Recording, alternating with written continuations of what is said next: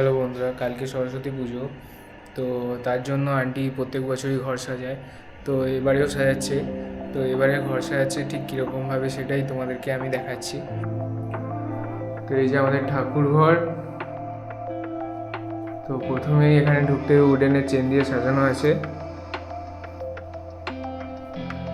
আর এই যে আমাদের ম্যাডাম সাজাচ্ছেন এখন ঠাকুর ঘর।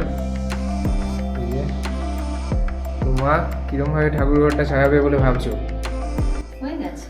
এই যেমন এইটাকে চেন দিয়ে সাজিয়েছি, এটা তো সবসময় থাকে চেন দিয়ে সাজানো। মানি প্ল্যান্টগুলো সাজানো থাকে সবসময়। আর এইটাকে কালকে সরস্বতী পুজো উপলক্ষে জাস্ট মালা দিয়ে, আর্টিফিশিয়াল মালা দিয়ে ডেকোরেট করা হয়েছে। আর এই লাইটিংটা করা হয়েছে। তো ঠাকুর এসে এখানে বসবে নাকি? ঠাকুরের সেই সিংহাসনে বসবে। এখানে একটা ভেলভেটের কাপড় দেওয়া হবে। আচ্ছা, আর এটা ঝাড়টা তো সবসময় থাকে, অকেশনালি জ্বলে। এটা ঠাকুর ঘরের ঝাড়।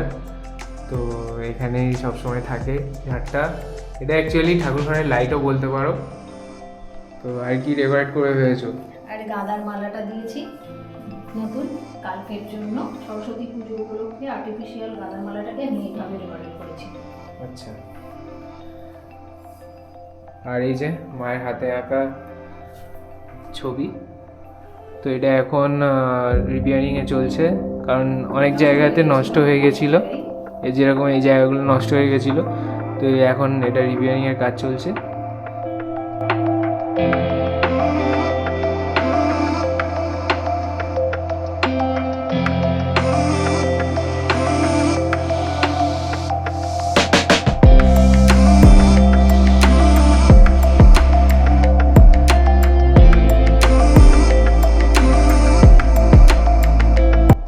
বন্ধুরা, তোমরা দেখতেই পেলে সরস্বতী পুজো কীরকম ম্যামের বাড়ি সেজে উঠছে। শুধু ঠাকুর আসারই অপেক্ষা, আরও কিছু ডেকোরেশন হওয়ার হয়তো বাকি আছে। কালকে ঠাকুর পুজো হবে, আজকে ঠাকুর আসবে। আসার পরে কাল যখন পুজো হবে তখন দেখতেই পাবে তোমরা। তো স্টে টিউন।